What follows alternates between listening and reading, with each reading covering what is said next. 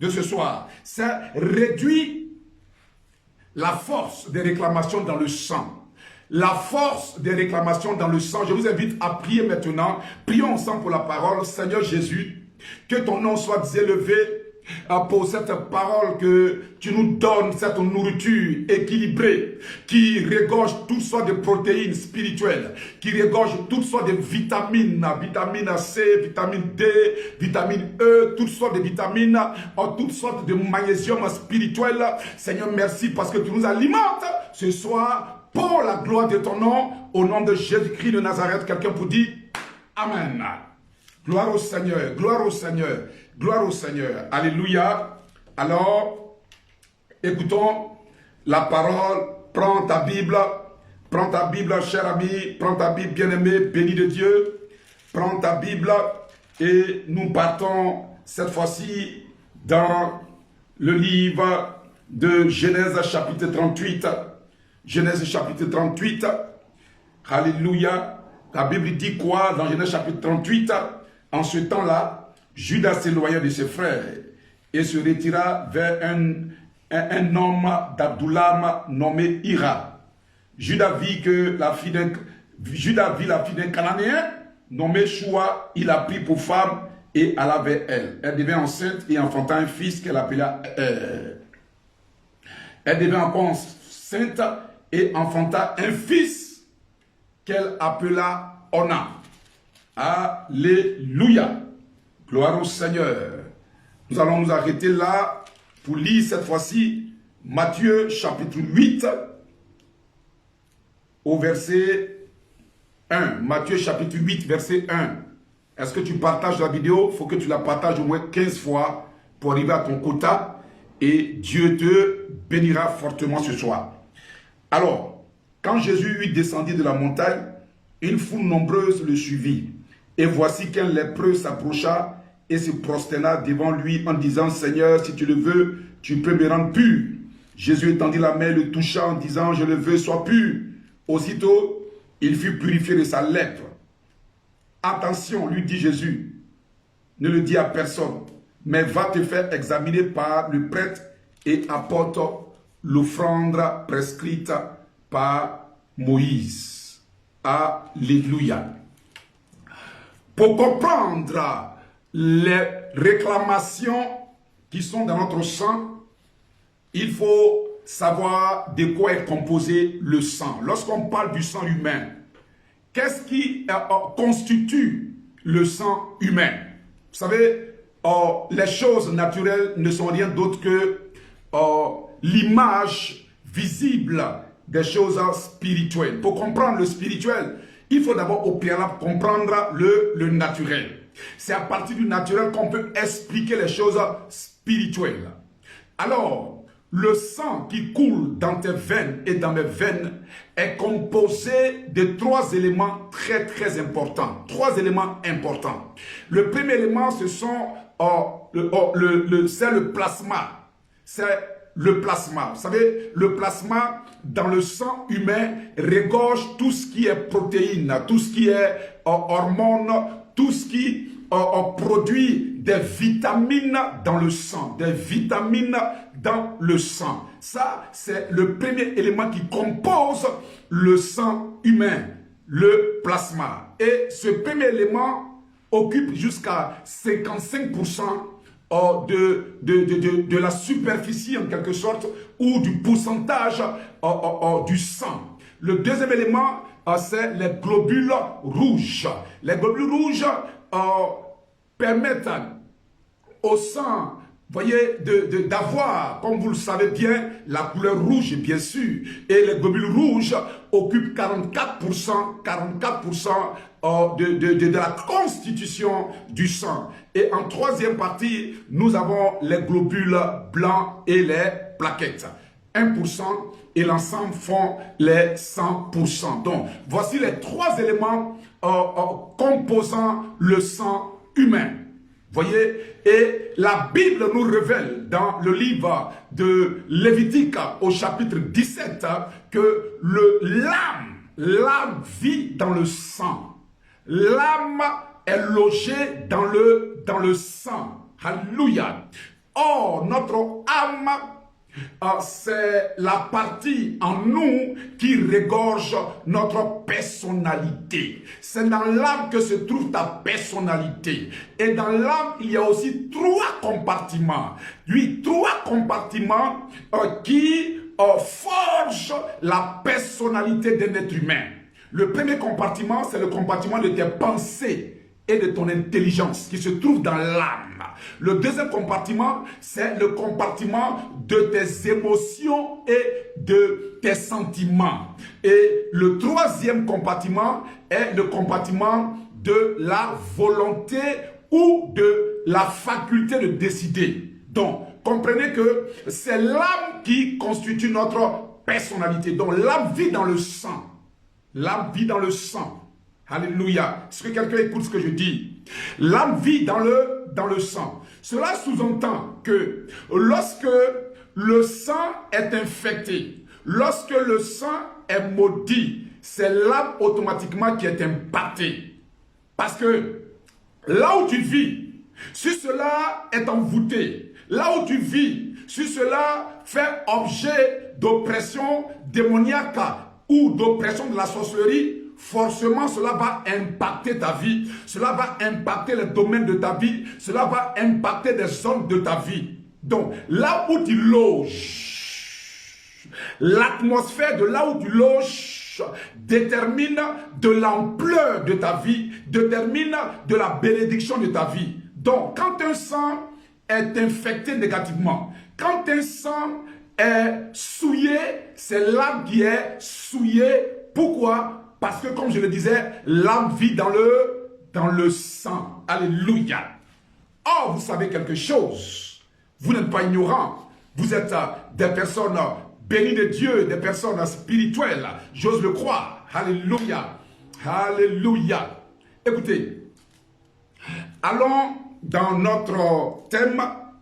Nous parlons de réclamation. Lorsqu'on parle d'une réclamation, la réclamation, c'est tout simplement une exigence, c'est une protestation, c'est une plainte que quelqu'un peut adresser à ton endroit. Si tu as quelque chose entre tes mains qui appartient véritablement à une autre personne, toi, tu prétends que la chose t'appartient. Mais d'une manière juridique, avec des preuves à l'appui, la chose que tu prétends posséder appartient à quelqu'un d'autre. Parce que la personne se présente devant toi avec des preuves écrites, des preuves juridiques que ce que tu as en main lui appartient. Alors, lorsque vous partez devant un juge, devant le tribunal, tu n'auras pas raison. Parce que toi, ce que tu prétends posséder, tu le possèdes par le parler, c'est-à-dire tu n'as pas de preuves, tu te dis qu'on m'a donné ou j'ai hérité, mais quelles sont les preuves, alléluia, que la chose t'appartient? Donc, celui qui montre cette preuve-là et qui prétend que la chose qui est entre tes mains lui appartient, on dit qu'il est en train de protester, il est en train de se plaindre, il est en train de réclamer ce qui est dans tes mains. Il dit que ce qui est dans tes mains là lui appartient. Alléluia. Et c'est comme ça que le diable proteste, le diable réclame des bénédictions se trouvant dans la vie de beaucoup d'enfants de Dieu sur la base de ce qui est dans leur sang. Sur la base des preuves d'une manière spirituelle que le diable montre à Dieu pour dire que le mariage de cette sœur, la bénédiction de ce frère, la gloire de cette personne m'appartient en réalité, c'est pour moi. Et quand Dieu dit, quelles sont les preuves, Satan, qui prouvent que cette grâce-là t'appartient? Mais Satan dit c'est simple, les preuves sont dans son sang. Cette alliance-là est dans son sang. Les preuves d'une manière juridictionnelle spirituelle sont dans son sang. Et le diable expose les preuves qui sont dans ton sang et Dieu se sent affaibli. Parce que Dieu est un Dieu de justice. Il n'ira pas contre ce qui est vrai. Alléluia. C'est pour ça que nous devons penser à réduire efficacement les réclamations dans le sang. Alléluia. Quelqu'un peut dire, qu'est-ce qui prouve qu'il y a une réclamation dans mon sang? Ou quelle est la preuve que je vis une malédiction issu de mon sang. Écoutez, le sang a une histoire. Le sang a un parcours. Je dis, le sang a une histoire et le sang a un parcours. Le sang est le seul élément qui transite de génération en génération. Le sang est le seul élément en toi qui demeure, je peux dire, d'une manière éternelle sur la terre.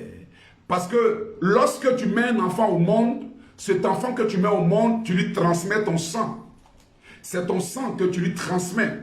Donc le sang est l'héritage le plus sûr qu'on transmet à quelqu'un.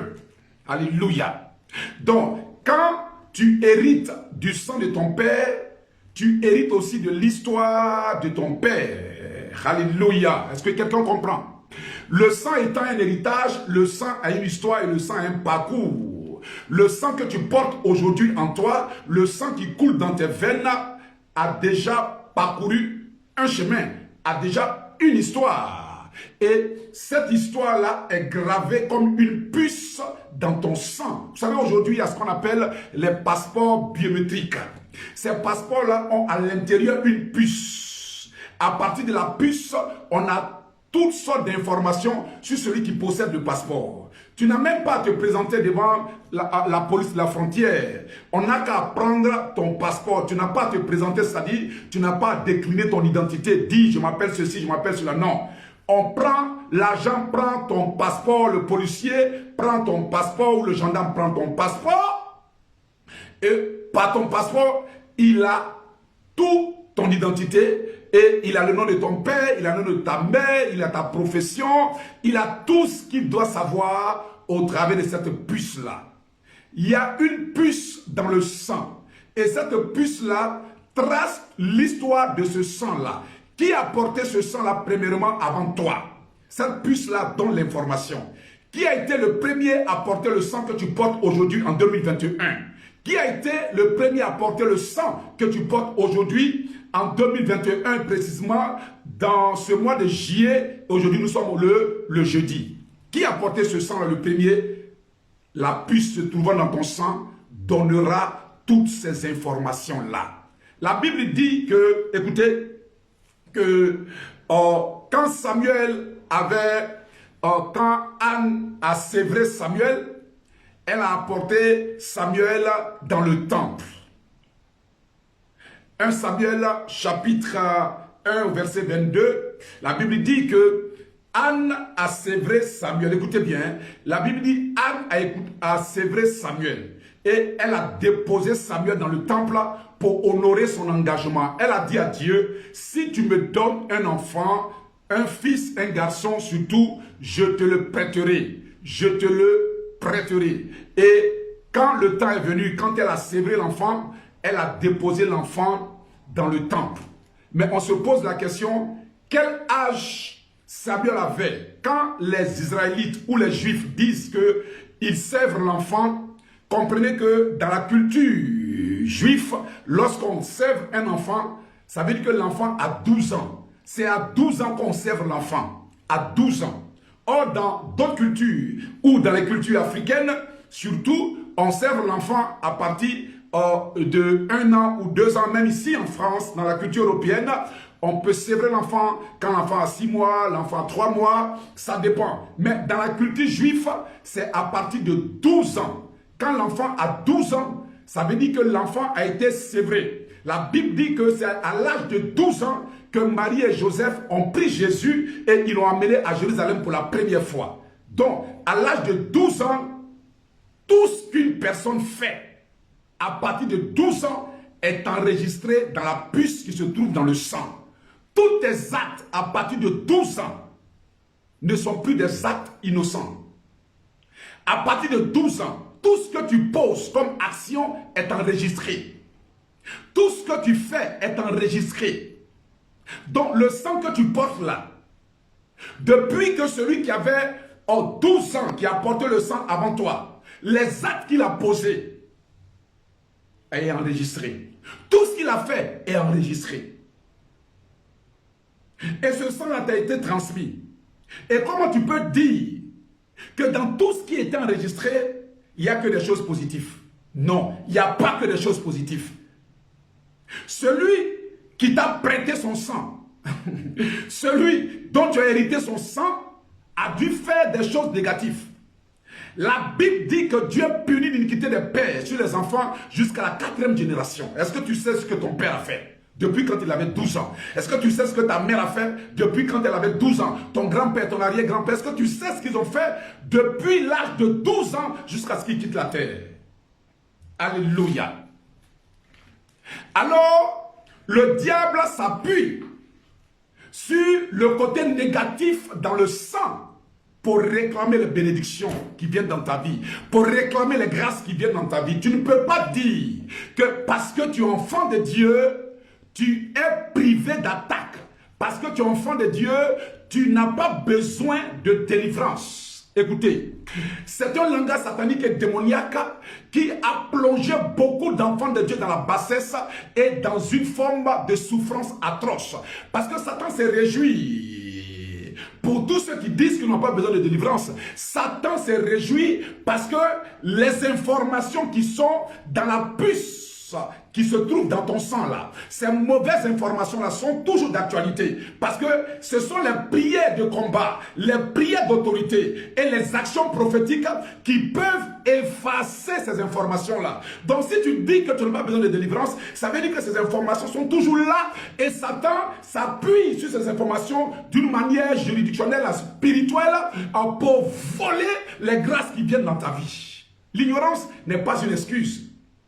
C'est pas parce que tu ne sais pas que tu ne subis pas les conséquences de la loi. Si quelqu'un dit, je ne savais pas qu'en Europe on ne conduit pas sans permis de conduire, mais le langage que tu parles là, ça ne peut pas te sauver de la loi, des conséquences du fait que tu as conduit sans permis de conduire et que les policiers t'ont arrêté. Voyez, l'ignorance de la loi n'est pas une excuse. Si tu dis que tu n'as pas besoin de délivrance, ce n'est pas parce que tu dis cela que tu ne subiras pas les conséquences ou le courroux du diable. Le diable est un menteur. Regardez ce qui va se passer. La Bible dit dans le premier texte qu'on a lu, dans Genèse chapitre 38, que Judas va se séparer de ses frères. Or, quels étaient les frères de Judas? Les frères de Judas n'étaient rien d'autre que les fils de Jacob. Jacob, prophète de Dieu en son temps. Jacob était l'héritier de Abraham et d'Isaac. Il a reçu le bâton prophétique de Moïse pour continuer l'alliance que Dieu avait avec Moïse. Donc, Jacob n'était pas n'importe qui. Jacob avait 12 fils, dont Judas occupait le 4e rang. La Bible dit à un moment donné de l'histoire de Judas, de la vie de Judas, Judas s'est séparé de ses frères. Voyez, quand tu te sépares d'une vérité spirituelle, tu subis les conséquences. La délivrance est une vérité spirituelle. Ne vous séparez pas de cette vérité spirituelle-là. Judas s'est séparé de ses frères. Et regardez ce qui va se passer. La Bible dit qu'il va épouser une Cananéenne. Une Cananéenne, ça dit que Satan, pour cribler la vie de Judas, a permis à ce que Judas se sépare d'une réalité spirituelle. Pour que Satan ait toujours la force d'agir dans ton mariage, la force d'agir dans tes fiançailles, la force d'agir dans tes finances, il fera tout son possible pour te séparer d'une vérité spirituelle, pour t'éloigner d'une vérité spirituelle, pour que tu sois ignorant et ignorante d'une vérité spirituelle. Judas a fait les frais. Épousant cette femme cananéenne, elle lui a donné 2 fils. Le premier fils s'appelait Er et le deuxième fils s'appelait Onan. Er, dans le langage cananéen, veut dire quelqu'un qui est dur, la dureté, la méchanceté. Effectivement, Er était quelqu'un de très méchant et de très dur.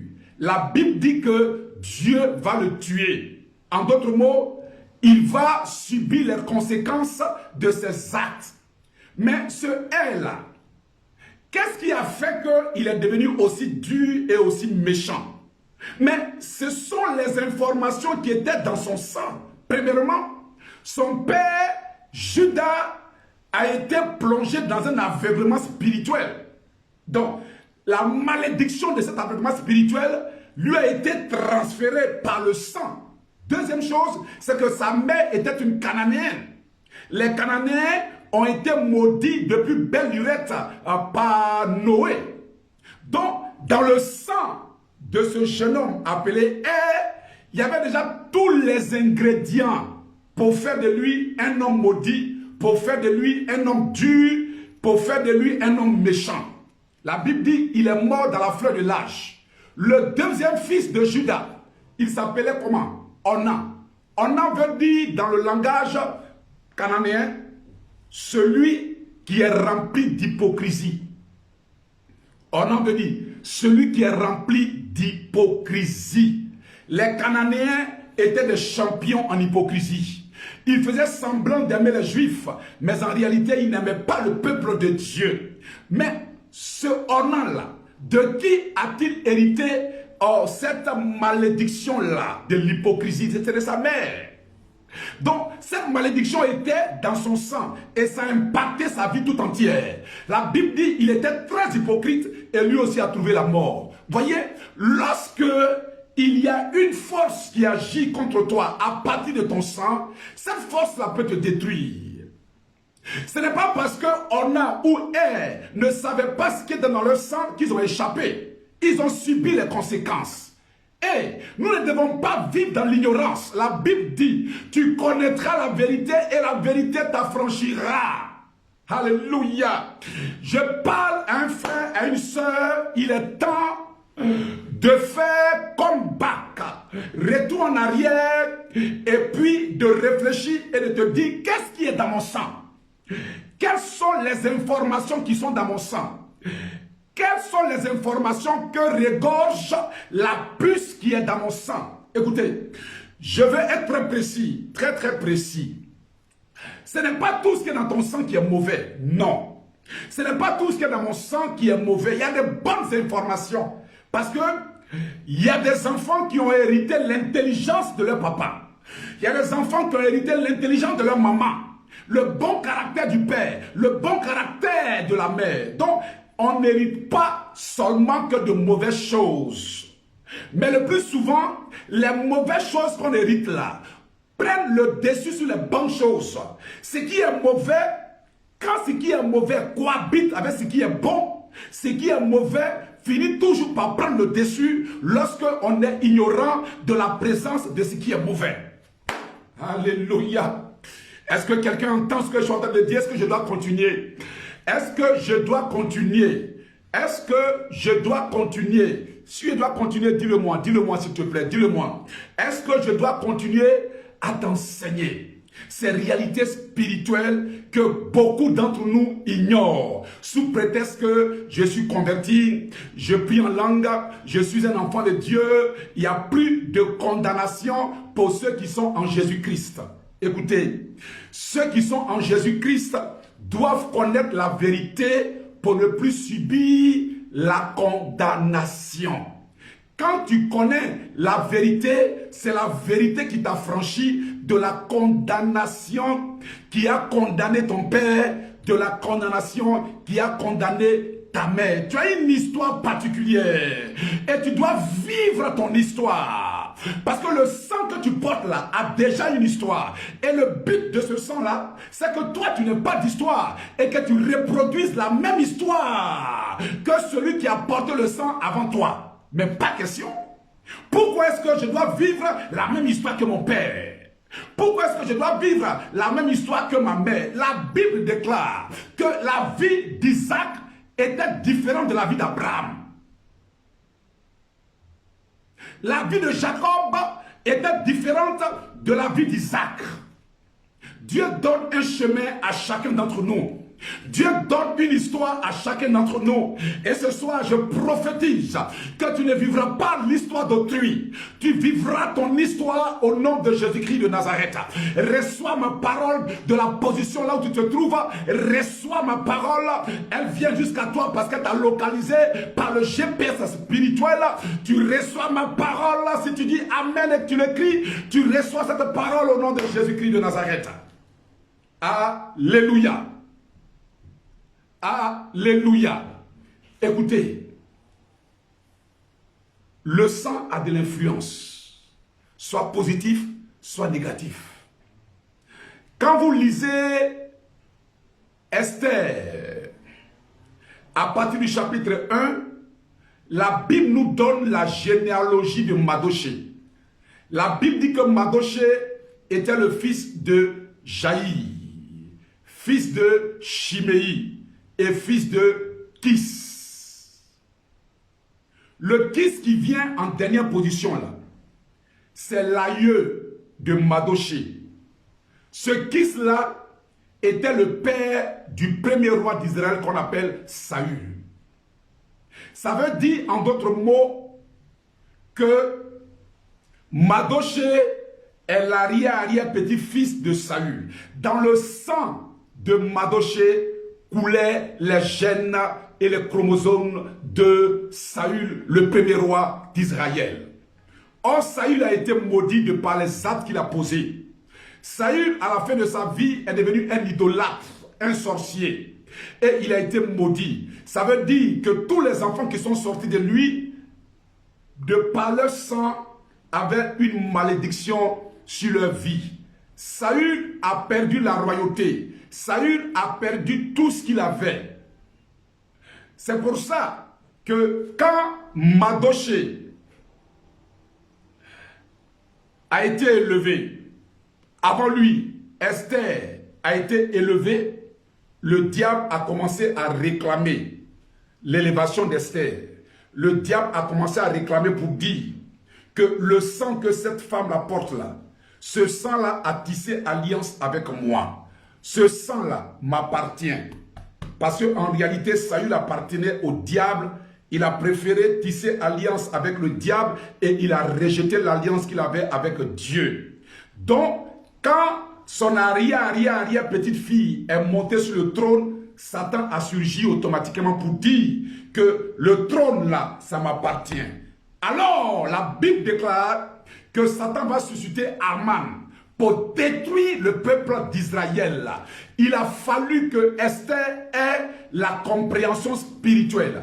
Et la compréhension spirituelle qu'elle a eue, c'est que la Bible déclare qu'elle a observé les deux éléments qui nous conduisent à briser la réclamation dans le sang. Il y a deux éléments qui peuvent t'amener à briser toute mauvaise réclamation dans ton sang. Deux éléments. Le premier élément, c'est que Esther a jeûné pendant 3 jours. Le jeûne et la prière. Et elle a proclamé que tout le peuple d'Israël, tous les Juifs devraient faire 3 jours de jeûne sans manger et sans boire. Pendant ces 3 jours, les Juifs devaient prier et crier à Dieu. Premier élément, prière et le jeûne. Deuxième élément, la Bible déclare que quand Esther est sortie de son jeûne, elle a offert un banquet au roi. Elle a offert un banquet au roi où elle a même invité son ennemi Aman. Il ne savait pas le piège qu'elle lui tendait. Pourquoi? Parce que tu donnes, parce que tu offres à l'Éternel, la Bible déclare que tu mets des charbons ardents sur tes ennemis. Donc, 2 éléments pour briser la malédiction. Et c'est ce que beaucoup d'enfants de Dieu ignorent. Nous sommes particulièrement dans le premier élément. Nous prions, nous jeûnons, c'est formidable. Mais le deuxième élément doit être mis en pratique pour que la malédiction qui est dans ton sang soit éradiquée, soit brisée, comme ça a été le cas d'Esther. Dans le texte qu'on a lu, Matthieu chapitre 8, la Bible dit, quand Jésus a guéri le lépreux, Jésus lui dit, attention, attention, va te présenter au prêtre et donne-lui ton offrande, l'offrande que Moïse a prescrite, afin que cela serve de témoignage. Le témoignage devient authentique dans la vie d'une personne. Le témoignage devient véritable et vérifié dans la vie d'une personne lorsqu'elle met en pratique ces 2 éléments-là. La prière plus les actions prophétiques. Je tiens à dire à un frère et une soeur qui m'écoutent Veux-tu avoir un témoignage? Veux-tu éradiquer les réclamations qui se trouvent dans ton sang, de par le sang de ton père que tu as hérité, de par le sang de ta mère que tu as hérité? Est-ce que tu veux que toutes les mauvaises informations qui est dans ton sang, information de célibat, information de pauvreté, information de non-élévation qui se trouvent dans ton sang soient éradiquées? Il y a deux éléments que tu dois observer. La prière et le jeûne. La prière et le jeûne. Ensuite, les actions que tu poses. Jésus ne s'est même pas demandé est-ce que ce lépreux-là avait de quoi offrir? Jésus ne s'est pas posé cette question-là. Parce que lorsqu'il y a un principe, lorsqu'il y a une loi, la loi est la loi. La responsabilité revenait au lépreux de s'arranger pour donner l'offrande que Moïse avait prescrit afin que sa guérison soit validée, afin que sa guérison soit authentique, afin que sa guérison soit enregistrée dans le spirituel.